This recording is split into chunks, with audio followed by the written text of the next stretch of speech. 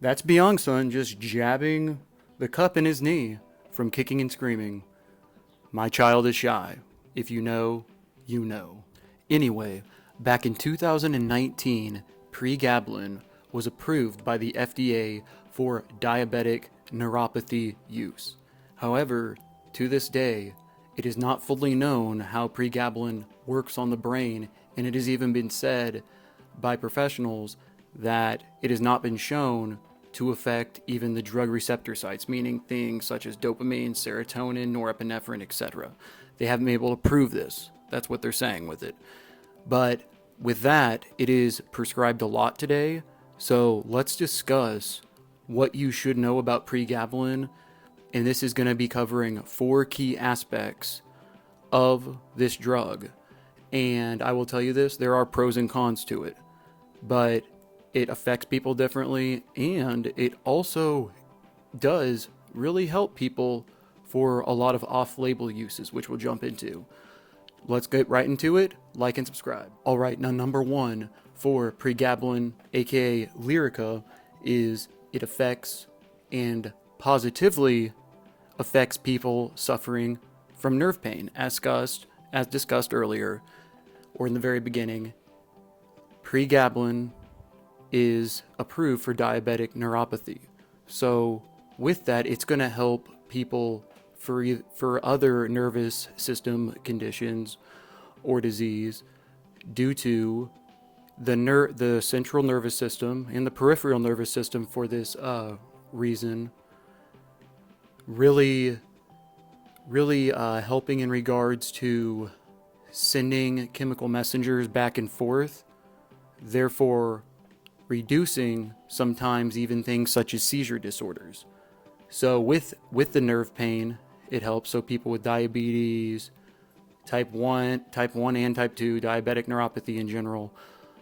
Also, really, when it comes to nerve pain, also people suffering from things such as even some autoimmune disorders, it can really help in the later stages with it, and the earlier as well, but later stages it can help. So it can help somebody who is even, for example, let's say they're about ready to go into hospice or something like this. Pregabalin is something that can really help someone. However, remember, there can be things you need to look out for as well.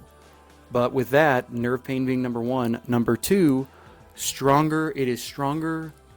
Number 2, stronger than gabapentin.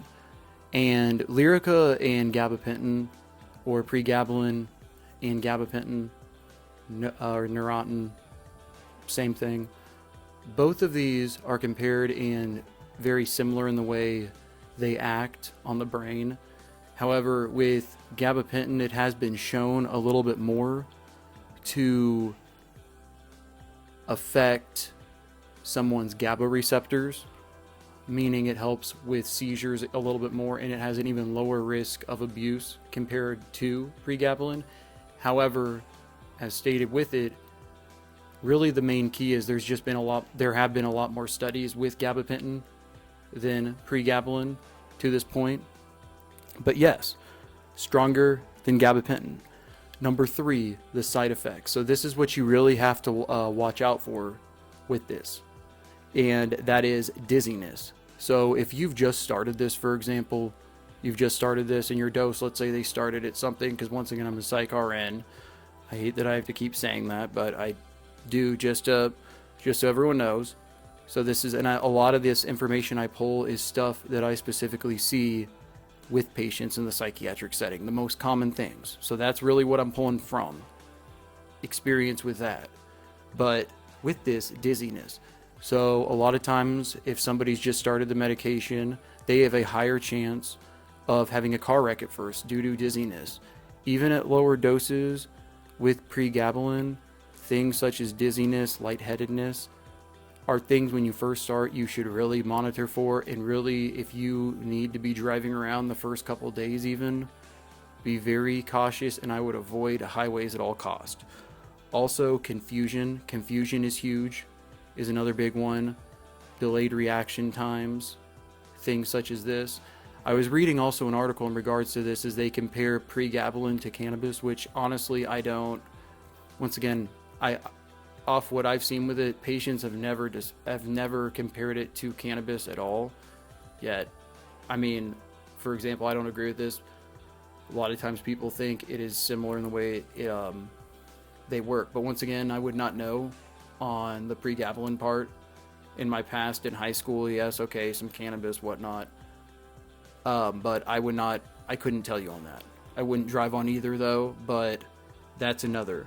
Also, double vision. Double vision is another thing patients report a lot of. Double vision is another thing that you should really look out for, because once again, as we speak, things such as car wrecks, falls, things like this are a lot higher. Especially for elder people trying to get in and out of the showers in particular, breaking of hips, things like this, a lot more common. So watch out for this. And I'm not trying to hate on the medication or anything like this. I'm just telling you these are things you really should look out for. And in my opinion are some of the most common things that patients will report, and unfortunately a lot of times can be side effects that are big, or can even be, unfortunately, sometimes even fatal with it. So this is why we do this. Educational purposes too. Another big one, which I have not discussed yet. Infections. Because one thing it can do is if you're having a reaction to it, so if you're having a allergic reaction or whatnot, it can actually, when it comes to things such as infections, you have a higher chance of developing infections.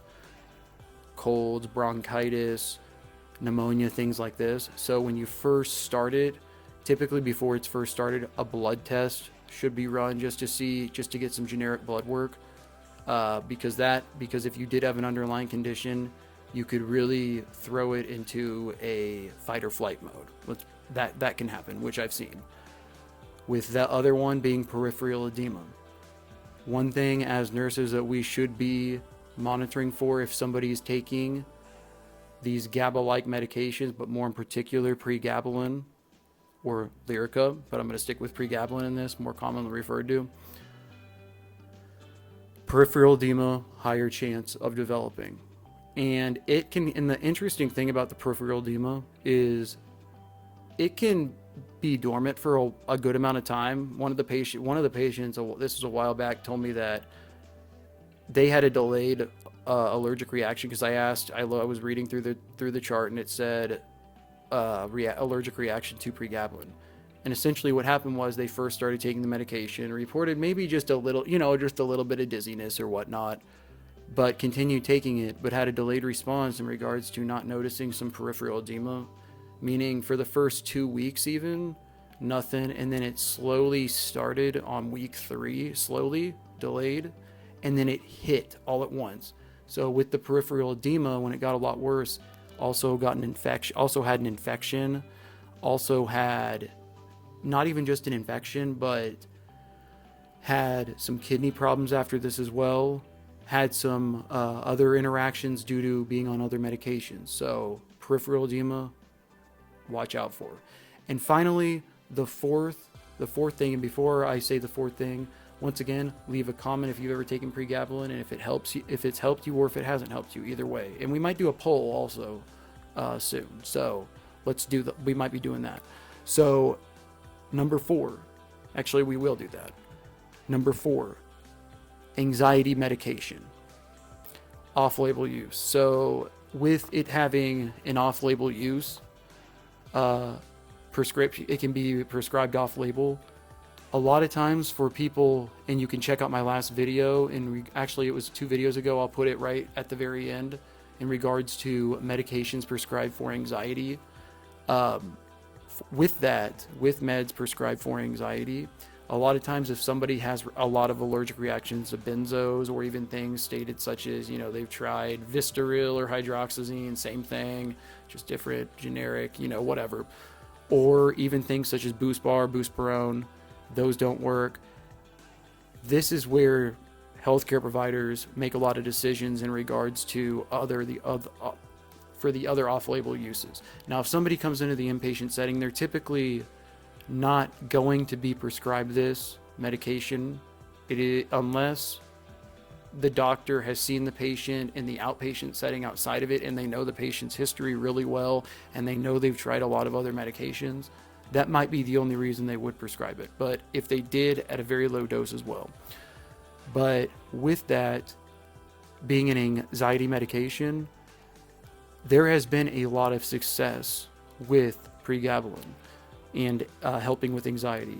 Actually, so much so that a lot of patients have reported that even don't have any reactions to things such as benzos. Because remember, with things such as benzos, long-term use seizures can happen. You must taper off of those. Same thing with pregabalin. But when it comes to, for example, long-term success and actually helping with anxiety and not causing rebound anxiety because you have to keep upping the dose due to a natural human phenomenon where our drug tolerance always is going to rise if we're consuming something. That's just our basic pathophysiology. With that comes tolerance. So with that, a lot of times pregabalin long term can be prescribed, and the doses can be adjusted, because at a low dose it can be prescribed up to, so it can start at like 25 milligrams and go all the way up to, typically I've seen 150 is high. I've seen 200, but I've seen in one instance there was somebody who it was horrible anxiety and they've tried other things, but the patient mentioned that the one thing they felt was helping was pregabalin. They had tried it in the past as an off-label use for their crippling anxiety. And when I talk about this, I'm saying like full-on panic attacks with one interaction with someone. I mean, it was bad.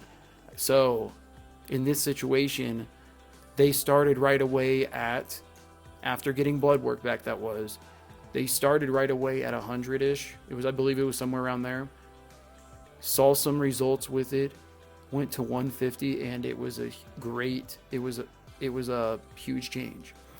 Now, with the anxiety also, if you are on it and let's say you've taken it for, let's say, 3 to 6, up anywhere from 3 to 6 months up to that point, if you're going to get off of it, always taper.